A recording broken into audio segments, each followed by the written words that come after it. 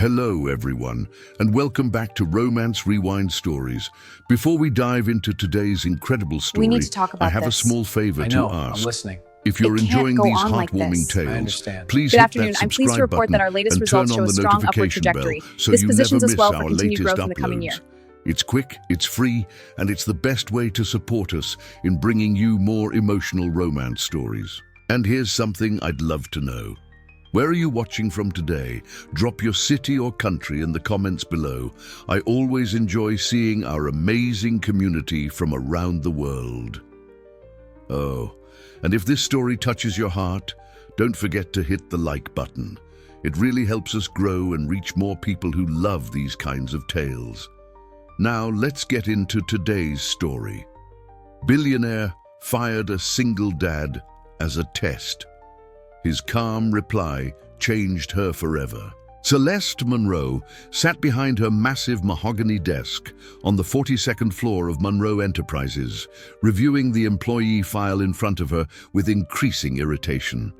The quarterly report showed that one department was consistently outperforming all others, the facilities management team, of all things. And the person responsible for this unexpected excellence was a man named Atlas Pierce. Atlas Pierce, head of facilities. A position Celeste had always considered entry-level, almost invisible. The people who kept the buildings running, the lights on, the air conditioning working. Important, sure, but not exactly the kind of position that should be generating this level of efficiency improvement and cost reduction. Yet here were the numbers: facilities costs down 32%. Employee satisfaction with building services up 45%. Maintenance response times cut in half. And according to the notes from HR, Atlas Pierce had accomplished all of this in just 18 months. Celeste didn't trust it. In her experience, when something looked too good to be true, it usually was. Someone was cooking the books, taking shortcuts, or gaming the system somehow. She'd built a $12 billion empire by being suspicious of easy success. So she decided to test Atlas Pierce. It was a strategy she'd used before, deliberately creating a crisis to see how employees handled pressure. The ones who crumbled under stress revealed themselves as liabilities. The ones who blamed others showed their true character. And the very rare ones who maintained composure and problem-solved effectively proved they were worth keeping. Celeste picked up her phone and dialed her assistant. "Marcus, I need you to set up a meeting with Atlas Pierce from facilities. Tomorrow morning, 9 a.m., my office." "Atlas Pierce, may I ask what this is regarding?" "You may not. Just get him here." The next morning, Atlas Pierce arrived at Celeste's office exactly at 9 a.m. She watched him through the glass wall as Marcus escorted him in, taking in his appearance with a critical eye. He was younger than she'd expected, mid-30s probably, tall, with dark hair and calm grey eyes. He wore the standard Monroe Enterprises uniform for facilities staff, a neat polo shirt with the company logo and khakis. Not expensive, but clean and professional. He carried a tablet and a leather portfolio that looked well used, but well maintained. "Mr. Pierce, thank you for coming," Celeste said, not standing or offering her hand. A small power play, one she used reflexively. "Please, sit." Atlas sat, his posture relaxed but attentive. "Ms. Monroe, I appreciate the meeting, though I'll admit I'm curious about the reason." "I'll get straight to the point. I've been reviewing the quarterly reports, and your department's numbers seem—" She paused deliberately. "Questionable." Something flickered in Atlas's eyes, but his expression remained neutral. "Questionable in what way?" "Cost reductions this significant, this quickly, it raises concerns. Are you cutting corners, deferring necessary maintenance, using substandard materials?" "No, ma'am. I'm not doing any of those things." "Then how do you explain a 32% cost reduction in 18 months? Atlas set his tablet on her desk, pulling up a presentation. "Would you like me to walk you through the specifics?" I have documentation for every change implemented, every contract renegotiated, every efficiency improvement made." "That won't be necessary," Celeste waved dismissively. "What I need to know is whether you're being honest about these numbers or if you're setting this company up for a major failure down the line." Now something definitely shifted in Atlas's expression. Not anger, but something like disappointment. "Ms. Monroe, I understand skepticism. It's good business sense, but I've been transparent about every decision I've made. If you'd like to audit my department, you're welcome to. You'll find that every penny saved is documented and sustainable. Transparency is easy to claim, harder to prove, and in my experience, when someone seems too good to be true—" Celeste leaned forward. "They usually are. So here's what's going to happen. I'm terminating your employment, effective immediately." The words hung in the air. Celeste watched Atlas carefully, waiting for the reaction. This was the crucial part of the test. Would he panic, beg for his job, make threats, get angry? The response would tell her everything she needed to know about his character.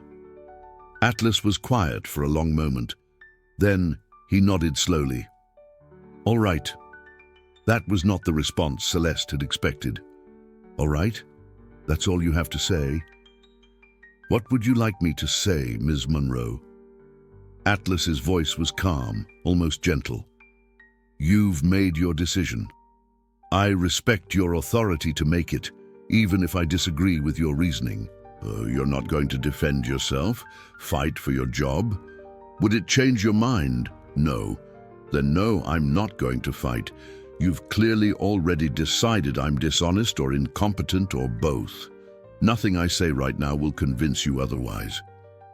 Atlas stood, gathering his tablet. "I'll clean out my office and return my access badge to HR."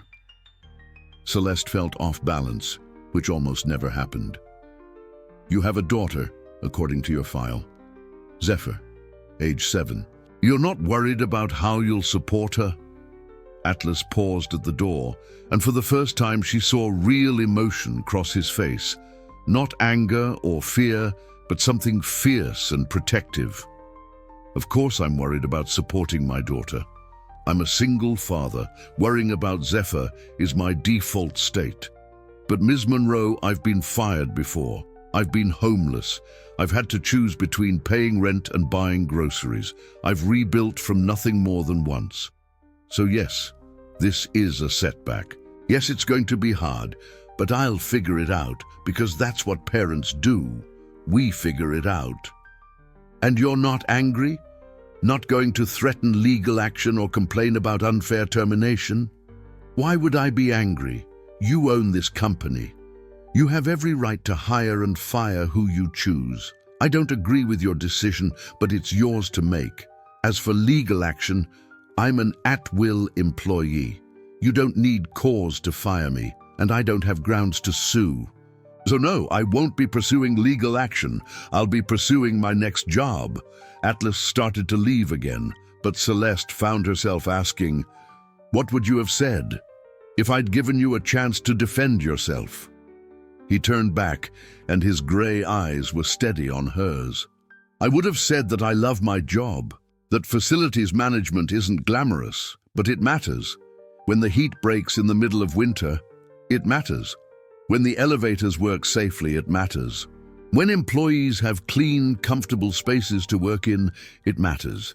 I would have said that I didn't cut corners. I just stopped accepting the overpriced contracts from vendors who were charging premium rates because nobody was paying attention.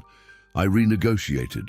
I found better suppliers. I trained my team to handle routine maintenance in-house instead of calling expensive contractors for simple fixes. And the employee satisfaction numbers? I would have said that I started treating the facilities team like professionals instead of invisible workers. I learned their names. I asked about their families. I created a schedule that respects their time and a pay structure that rewards excellence. Happy employees do better work. That's not revolutionary. It's basic human decency. Celeste felt something uncomfortable twisting in her chest, something that might have been shame. Why didn't you say all of this before, when I questioned your numbers? Because you didn't actually want to hear it. You'd already made up your mind that I was either a fraud or incompetent. I could see it in your body language, your tone.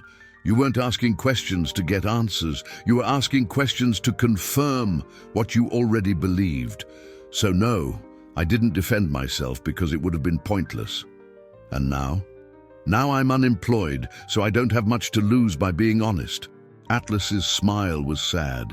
Ms. Monroe, I hope whoever replaces me continues the improvements I started. Your facilities team is good. They deserve a leader who sees their value. Have a good day. This time when he left, Celeste didn't stop him.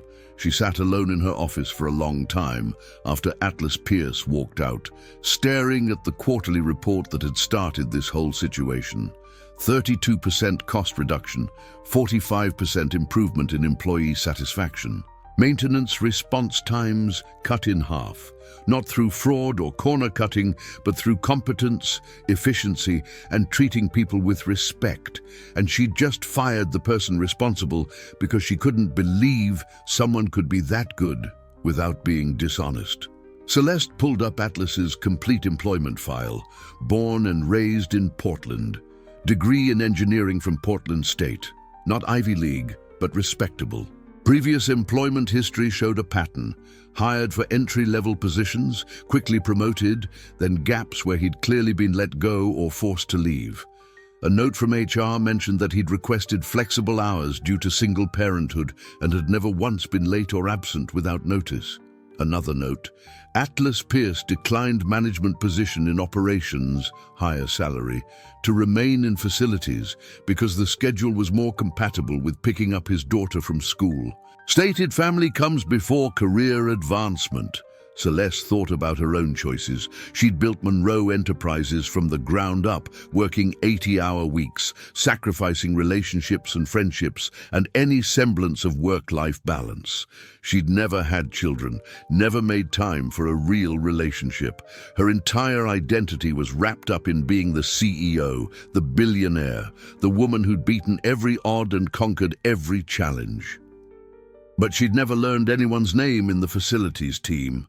Didn't know who kept her buildings running, who fixed things when they broke, who made sure her employees had comfortable spaces to work.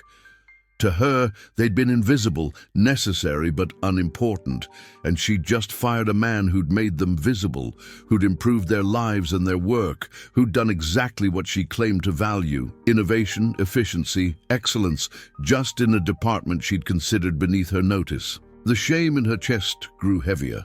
Marcus knocked on her door. Ms. Monroe, Atlas Pierce just left the building. He returned his badge to HR and cleaned out his office. He asked me to tell you that the transition documentation for his replacement is in the shared facilities drive, organized by priority. He said, Marcus paused, looking at his notes. He said, tell Ms. Monroe I hope my successor continues to care about the people, not just the numbers. Marcus, I need you to do something for me. Of course, find out everything you can about Atlas Pierce, not just his employment history, his life, his daughter, why he's had so many job gaps. I want to understand who I just fired. Marcus's eyebrows rose, a rare show of surprise. Right away. The report came back 3 hours later, and Celeste read it with growing discomfort. Atlas Pierce had been married to a woman named Skylar. They'd had their daughter Zephyr when Atlas was 28. Skylar had been diagnosed with aggressive breast cancer when Zephyr was 3.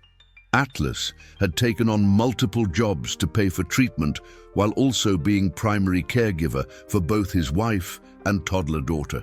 Skylar had died when Zephyr was 4. After her death, Atlas had struggled. The medical bills had bankrupted him. He'd lost their house. He'd been homeless for 6 months, living in his car while Zephyr stayed with his sister. He'd worked 3 part-time jobs simultaneously to save enough for an apartment. Once he'd gotten stable housing, he'd gotten Zephyr back and focused on finding work that paid enough to support them while still allowing him to be present as a parent. The job gaps in his history weren't due to poor performance. They were because he'd repeatedly chosen his daughter over career advancement, turned down promotions that required travel, left jobs that demanded overtime he couldn't give, rejected offers that would have meant better pay but less time with Zephyr.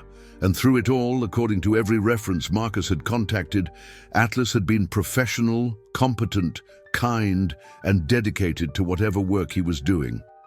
The report included a note from Atlas's previous employer. Atlas Pierce is the best facilities manager I've ever worked with.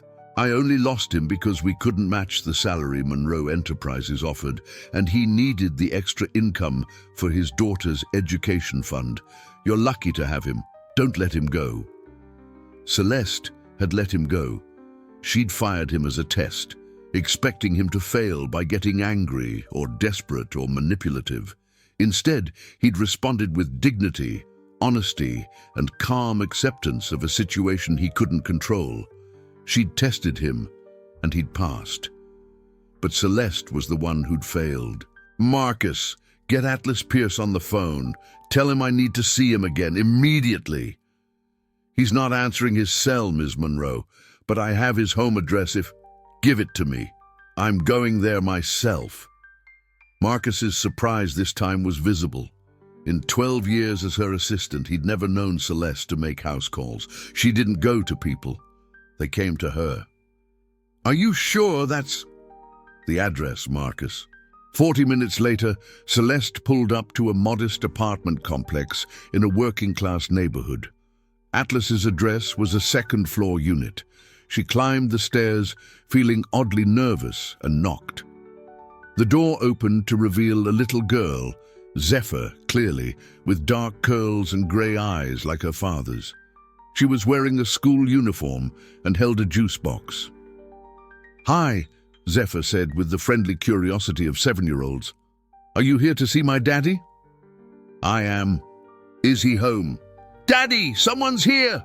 Zephyr called over her shoulder, then looked back at Celeste. You're very pretty. Are you Daddy's friend? Celeste stopped. What was she? I'm your daddy's boss. Or I was. Atlas appeared behind Zephyr, and his expression shifted from mild curiosity to guarded wariness. Ms. Monroe, this is unexpected. Zephyr, go finish your homework, please. But Daddy, homework. Now, I'll call you when dinner's ready. Zephyr sighed dramatically, but disappeared into another room. Atlas stepped onto the landing, pulling the door mostly closed behind him. Ms. Monroe, I don't mean to be rude, but what are you doing at my home? I came to apologize. Whatever Atlas had been expecting, it wasn't that. Apologize for what? You have every right to fire me. I have the legal right, yes, but I was wrong to do it, and I was wrong about why I did it. Celeste took a breath, feeling vulnerable in a way she hadn't felt in years. I didn't fire you because I genuinely believed you were dishonest. I fired you as a test, to see how you'd react under pressure. It's something I've done before with employees I'm considering for advancement. Atlas stared at her. You fired me as a test? Yes, and you passed. You responded with dignity and grace. You didn't panic or make threats. You accepted the situation calmly and moved forward. But Atlas, passing my test came at a real cost to you and your daughter, and that makes me... The words were difficult, but necessary. That makes me a terrible person. You were right this morning. I wasn't listening to understand. I was looking for confirmation of what I already believed, and I'm sorry. Ms. Monroe? Celeste, please. If I'm apologizing for being awful, you should at least call me by my first name. A small smile tugged at Atlas's mouth. Celeste, I appreciate the apology, but I'm still unemployed, and I still need to figure out how to pay rent next month. That's why I'm here. I want to offer you your job back. Same position, same salary, with an additional guarantee that you won't be subjected to any more surprise tests. And if I say no... The question caught Celeste off guard. Why would you say no? Because you fired me this morning because you couldn't believe I was good at my job. What happens the next time my numbers look too good? The next time you decide to test me? Celeste, I have a daughter to think about. I can't work somewhere where my employment is contingent on passing arbitrary tests. He was right. Of course he was right. Celeste had violated his trust, and an apology and a job offer weren't enough to repair that. What if I offered you something else? The words came out before Celeste had fully thought them through. What if I created a new position? Vice President of Employee Experience. You'd oversee facilities, but also HR, workplace culture, employee satisfaction, everything that affects how our people feel about working here, a real leadership role with real authority. Why would you offer me that? Because you did in 18 months what I should have been doing for 12 years. You paid attention to people. You treated them with respect. You cared about their experience, not just their productivity. That's exactly what this company needs at the leadership level, what I need at the leadership level. Atlas leaned against the railing, studying her. And this isn't another test? No. This is me recognizing that I've been so focused on profit margins and market share that I forgot companies are made of people. You didn't forget that. You made it your priority. I want to learn from that, from you. Celeste, I don't have an MBA. I don't have executive experience. I'm a facilities manager who's good at his job. That doesn't qualify me to be a vice president. You rebuilt your life from nothing while raising a daughter alone. You've managed budgets, teams, and complex systems. You've negotiated contracts and implemented efficiency improvements that saved millions of dollars. You've increased employee satisfaction by 45%. That absolutely qualifies you. The only question is whether you're willing to take the risk on a CEO who admits she's been doing things wrong. Atlas was quiet for a long moment. Inside the apartment, Celeste could hear Zephyr singing to herself. Finally, Atlas said, I need to think about it. This is a big decision, and I don't make big decisions without considering how they'll affect Zephyr. That's fair. Take the time you need. Can I ask you something, though? Of course. Why does this matter to you? You have hundreds of employees. Why do you care if one facilities manager, one person you fired this morning, accepts a job offer?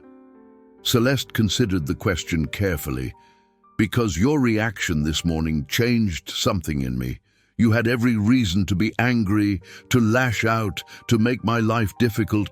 Instead, you were calm and dignified. You focused on what you could control, moving forward, taking care of your daughter. That's strength I don't see often. Strength I don't have, honestly, and it made me realize that I've been measuring success by all the wrong metrics. What metrics should you be using? The ones you use. Are people happy? Are they treated well? Are they supported? Do they feel valued? I've built a successful company, Atlas, but I'm not sure I've built a good one. You made your department good. I want you to help me make the whole company good. Atlas smiled, a real warm smile that transformed his face. That's the first time I've heard a CEO admit their company might not be good. Most of them just focus on being profitable. Profitable is easy. Good is harder. Yeah, it is. They stood in comfortable silence for a moment. Then Atlas said, I'll have an answer for you by tomorrow. Is that acceptable? It's more than acceptable. Thank you for even considering it. Celeste turned to leave, but Atlas called after her. Celeste. Yes? You were wrong this morning, about me being too good to be true. But you were also honest when you realized your mistake. That takes character. I appreciate it.